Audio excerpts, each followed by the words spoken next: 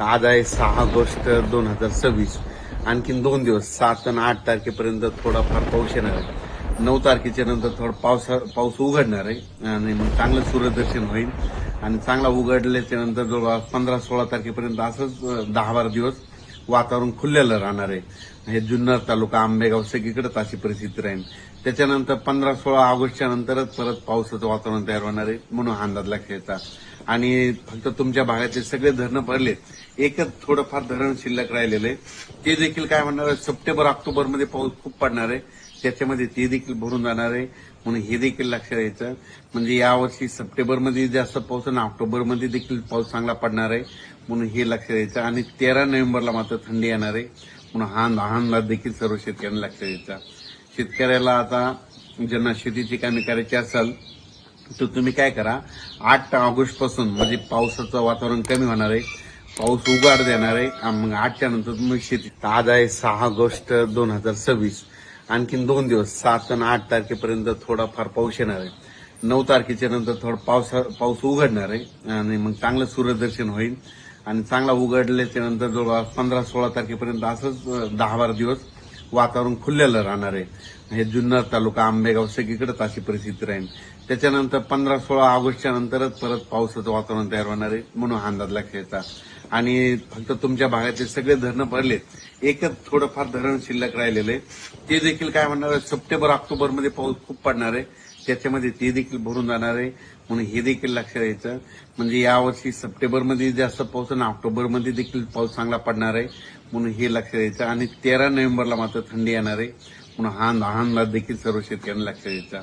शेतकऱ्याला आता ज्यांना शेतीची कामे करायची असेल तर तुम्ही काय करा, 8 ऑगस्ट पासून म्हणजे पावसाचं वातावरण कमी होणार आहे, पाऊस उघाड देणार आहे. मग 8च्या नंतर तुम्ही शेतीची कामे करू शकता. धन्यवाद. नांदेडकर देखील सरी चालूच राहतील. नांदेड जिल्हा नांदेड, धर्माबाद, बिलोली, तेलंगणा, डोंगळी तहसील त्या परिसरामध्ये थोडा जास्त पाऊस असणार आहे, म्हणून त्यांनी अंदाज लक्षात घ्यायचा.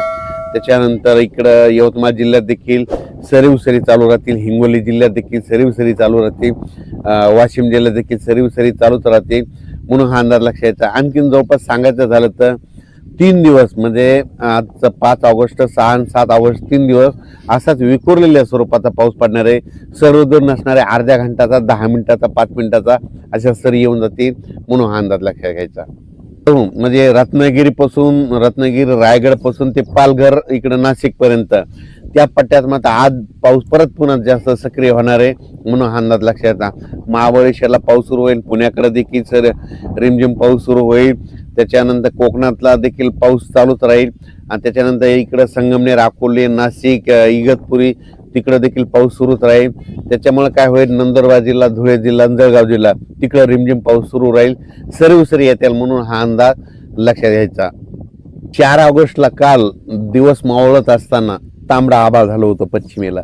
ज्या ठिकाणी झालं ना तिथं 72 घंट्यात त्या ठिकाणी वरुणराजे हजेरी लावणं हे वाटल्यास निसर्गाचं कारण हे लक्षात ठेवा.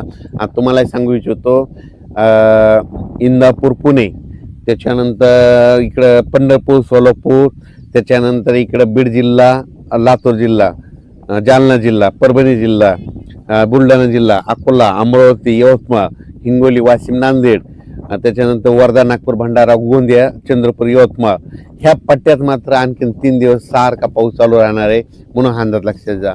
म्हणजे असा एकदम दिवसभर चालू नाही राहणार, फक्त सरी येत्या. काही ठिकाणी काय होईल, कडक जास्त जिथं ज्या ठिकाणी ऊन पडत तिथं मात्र जोराचा पाऊस 1 तासाचा पडणार आहे, म्हणून हा अंदाज त्या शेतकऱ्यांना लक्षात घ्यायचा. कोल्हापूरचा पाऊस मात्र ते सुरूच राहील. कर्नाटक देखील काय होईल, सरी पाऊस सुरू राहणार आहे आणि तेलंगणात देखील मात्र थोडासा जास्त पाऊस असणार आहे, म्हणून तेलंगणातल्या शेतकऱ्यांनी अंदाज लक्षात घ्यायचा. तेलंगणात 15 ऑगस्टच्या नंतर जरा जास्त पाऊस असणार आहे, म्हणून तेलंगणातल्या सर्व छत्तीसगड त्या शेतकऱ्यांनी अंदाज लक्षात घ्यायचा. त्याच्यानंतर मध्य प्रदेशकडे एक आता कमी दाबाचा पट्टा जात असल्यामुळे मध्य प्रदेशकडे आता देखील पाऊस पडणार आहे आणि त्याच्यानंतर 15 ऑगस्टच्या नंतर तर मग खूपच पाऊस पडणार आहे, म्हणून मध्य प्रदेश, खंडवा, बुरहानपूर त्या लगतच्या शेतकऱ्यांना अंदाज लक्षायचा. आणि विशेष म्हणजे मोर्शी तालुक्यामध्ये थोडाफार पाऊस कमी पडलेला आहे, तिथं आणखीन वडे नाले वाहिले नाही, तर मोर्शीच्या शेतकऱ्यासाठी आनंदाची बातमी. तिकडे देखील आता 15 ऑगस्टचा पाऊस येईल आणि तुमच्या देखील वडे नाल्याला पाणी येणार आहे, म्हणून मोर्शीकरांनी अंदाज लक्षात घ्यायचा.